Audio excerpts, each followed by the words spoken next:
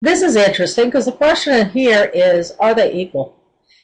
Can we pull apart and push together addition and subtraction for that matter, because they usually fall hand in hand? Well, the square root of 9 is, well, 3 squared is 9, so the square root of 9 is 3. And 4 squared is 16, so the square root of 16 is 4. And 3 plus 4 is 7. Now, 9 plus 16 is 25, so the square root of 9 plus 16 is the same as the square root of 25. And, of course, 5 squared is 25, so the square root of 25 is 5. They, in fact, are not equal. We can't push together and pull apart addition. Also want you to note that 2 1/3 means 2 plus 1/3, right? If I have 2 1/3, 1, 2, and then let's color those in, 1/3. On the other hand, when we look at 5 square root of 9, that's really a multiplication. That's 5 times the square root of 9, which is 5 times 3, which of course is 15. You're best off with the radicals to almost view them like you do variables. 5x doesn't mean 5 plus x, it means 5 times x. 5 square root of 9 means 5 times the square root of 9. In lieu of that, take a look at this next problem and see if you can evaluate. We have negative 2 square root of 81. So that means negative 2 times the square root of 81. So that's negative 2 times, and of course 9 squared is 81. So that's negative 2 times 9. Plus 3 times the square root of 49. So that's 3 times. And of course the square root of 49, well, 7 squared is 49, so the square root of 49 is 7. And normally I would work below, but I'm out of space. It's better to work below because visually you can see what's what. We have negative 2 times 9, which is negative 18, plus 3 times 7, which is 21. So we get negative 18 plus 21, which is 3. Now what I'd like to look at is approximating square roots.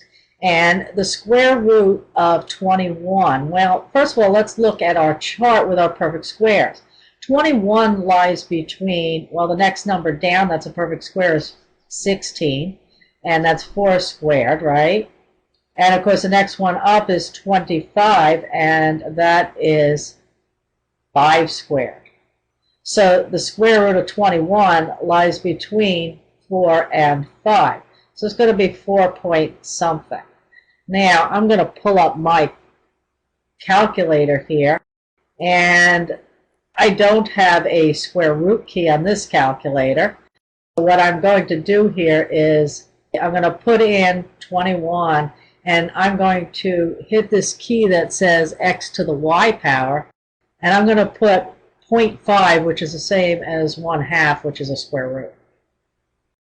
And I get 4.58. So if I wanted to express that to 2 decimal places, I'd put 4.58.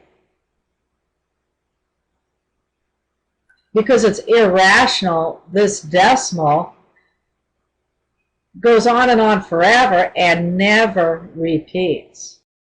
So you can only approximate this. You can't put the full value, because no matter how far you go, you're never going to have the whole thing.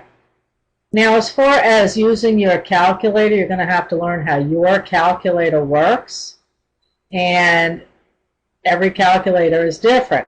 Some of you may have a key that is dedicated to the square root, which means you have a key that looks like that or that. With most calculators, you put in the radicand. So, for example, the square root of 21, you'd put in 21 and then you'd press that key. However, for some calculators, you have to press that key and then put in the radicand and hit equals. Some of you, and this is common, have a square root key above the x squared key. So you have a key that says either x squared or y squared, and then above it, it has a square root key. That means that you have another button, usually on the upper left, that says second. And you have to hit that before hitting this key.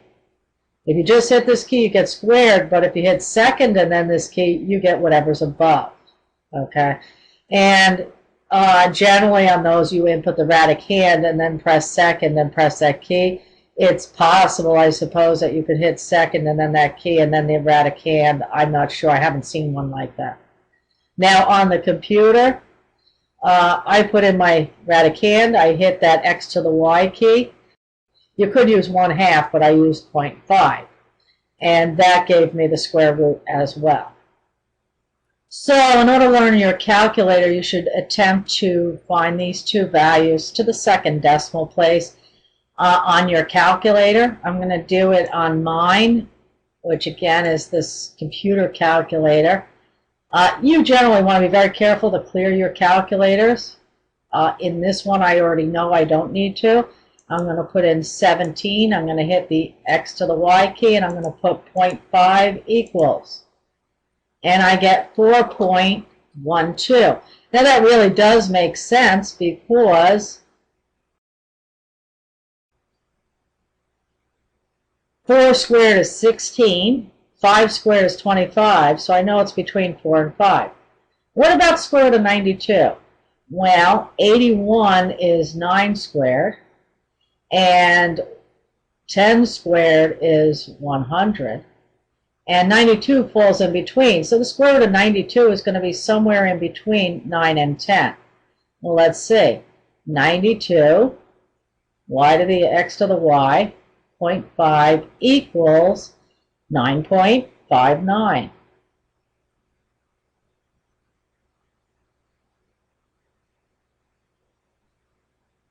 And again, you don't want to use the computer calculator. You want to learn to use yours. Okay, now we want to look at the square roots of variable expressions.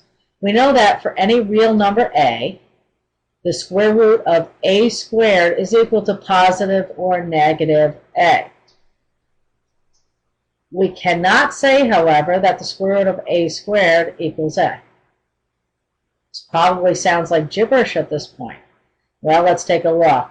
If I have the square root of negative 3 squared, well, the square root of negative 3 squared is the same as the square root of negative 3 times negative 3 is 9.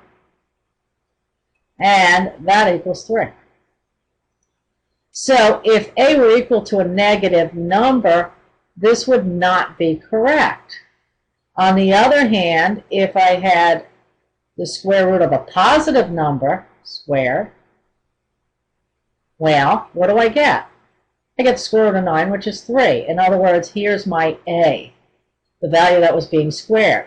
Square rooting and squaring do undo each other, except the symbol means take the positive. And so the square root of 3 squared is 3, but the square root of negative 3 squared is not negative 3. In fact, it's 3.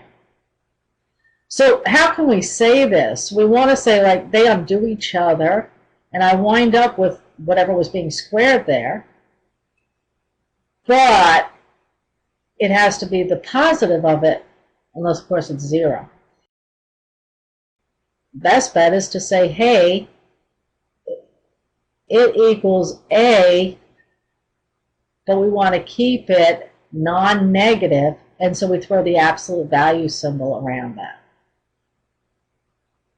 Evaluate. So, actually, I'm down a little too low. Okay, the square root of 5 squared. Well, what's being squared? 5. So that equals 5. But it equals the absolute value of this. Well, the absolute value of 5 is 5. So, the square root of x squared equals x, because that's what's being squared in there. But we have to express the fact that it has to be positive, so we're going to put this symbol on it. Okay, the square root of 5x squared. So now what's being squared is 5x. So we could say this, but the 5, we really don't need it under the absolute, inside the absolute value. We really can say this. And that's a little bit better. So the square root of this squared equals this. but I have to make sure it's positive, and we put that. Now, you don't deal with a lot of this, with the absolute values. Usually there's something in the instructions that accounts for that. So for example, in this example, I tell you find the square root of x squared, but I'm telling you x squared is not negative. That's what that says. I'm telling you x is not negative.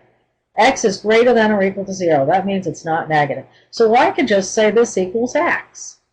I don't need an absolute value because I already know it's not negative. Again, x is not negative. So what's being squared for x? So I can just say this. I don't need an absolute value. I don't like the way I put this. Your book does this. And I assumed they did this, but they did that. So they're telling you this expression being squared is not negative.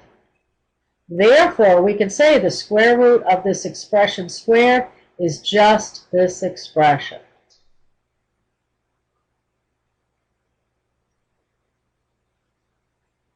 Okay, now let's recall for a minute. A to what power is equal to a to the fourth power? And we don't have to worry about the absolute value because we have that. Well, we get a to the, and take half the exponent, and that's what you get. Again, we don't have to worry about absolute values. So, they're both perfect squares. They have even exponents. X to the half of 2 is 1. Y to the half of 10 is 5. Again, don't have to worry about absolute values. Now, what's the square root of 100? This was intended to be tricky. Square root of 100, well, 10 squared equals 100. Now, for the variable, we want half of 100, which is 50. See the difference? We're square rooting this. We are halving our exponent. Okay, let's mix it up. Notice this, actually. Now we don't have to worry about the absolute values because it's been accounted for. All variables represent non-negative real numbers, so none of the variables are negatives. Okay, square root of 16 is, well, 4 squared is 16. Then we want x to half that exponent, and y to half that exponent. Square root of 36, well, 6 squared is 36. And we want a to half that exponent, b to half that exponent, and c to half that exponent.